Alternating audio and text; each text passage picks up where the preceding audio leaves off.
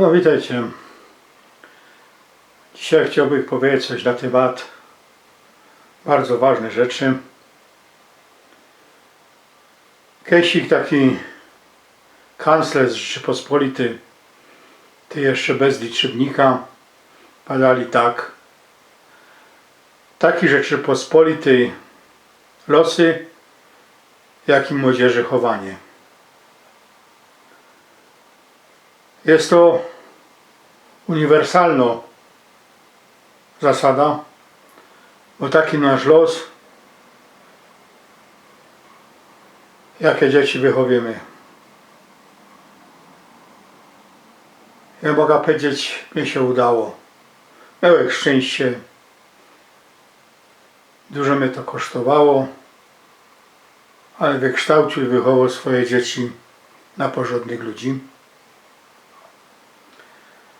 Na ludzi, którzy zarabiałem dobrze.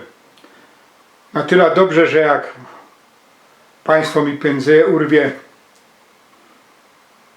to mnie wspomogą. Ale to, co się dzieje dzisiaj w Rzeczypospolitej, to nie wszystko wróży temu, że następne pokolenia będą lepiej wychowane, lepiej wykształcone jak moje bajtle. Wyłazi na to, że może się stać tak, że będą gorzej wykształcone, będą indoktrynowane, a nie kształcone. Powiem tak, podoba mi się taki pomysł, to nie jest mój pomysł,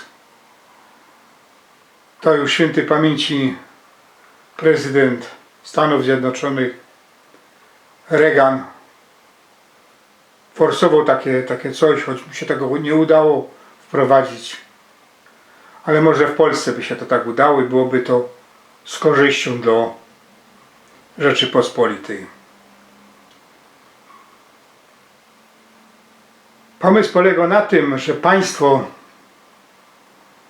które wymusza kształcenie, które bierze pieniądze od swoich obywateli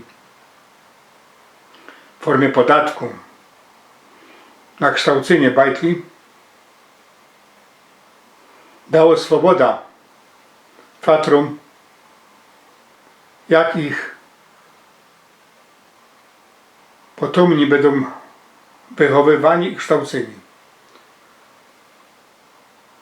A to by się dało zrobić dość lekko przez pomysł tak zwanego bonu oświatowego. Każdy fater, muter dostaliby na swoje bajtle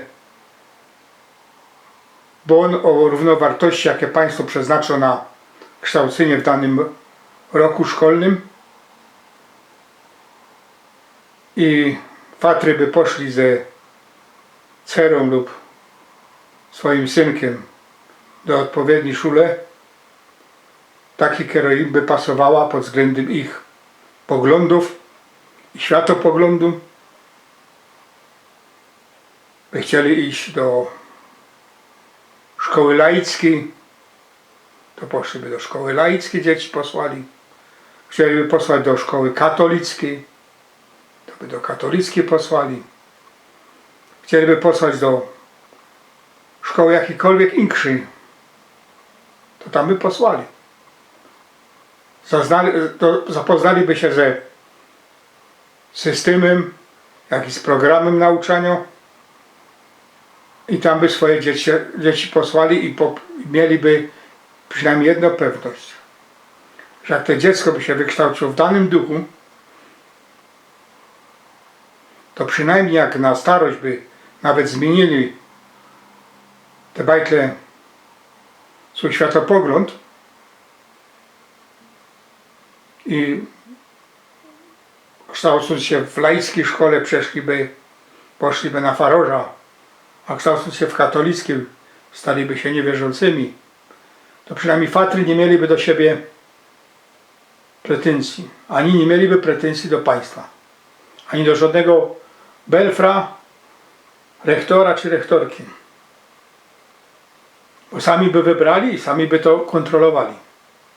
Dzisiaj mamy takiego ministra, który mu się zdaje, że on ze wszystkich zrobi jednakowo zindoktrynowane społeczeństwo. Tego się nie da, to się hepnie. To jedno wyjdzie na gorsze. Także ministrze Czarnek, weź pan swoje łapska od naszych dzieci, od naszych wnuków i od naszych prawnuków. To my, fatry, mamy decydować, jak nasze dzieci będą kształcone, czego się będą uczyć i jak długo się będą uczyć. Dzięki temu będziemy mogli na starość spokojnie spać, że nawet jak nam braknie pieniędzy, to nasze bajtle,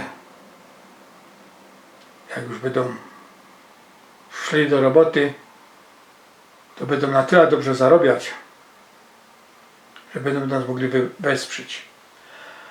A jak nie będą na tyle dobrze zarabiać, to będziemy się mogli samych z siebie w broda pluć, a nie pluć na państwo. No i to by było na tyle stanowiska mojego jako szefa partii. Choć nie wiem, czy wszyscy członkowie mojej partii mają takie same poglądy, można mają niektórzy inne, ale ja jako szef partii będę ich namawiał, co by, jak będzie szło, to byli za tym systemem bonu oświatowego i za tym, żeby szkoły dostawały tam dużo pieniędzy, kaj dużo dzieci je i kaj fatry chcą posłać. A wiecie, że jak nawet będzie kiedyś szkoła wydawała więcej na waszego bajtla niż dostanie w bonie, no to będziecie musieli dopłacić. A do byle jakiej szkoły, no to można było jeszcze co wrócą. I to by było na tyle dzisiaj. To z pomboczkiem do już zaś.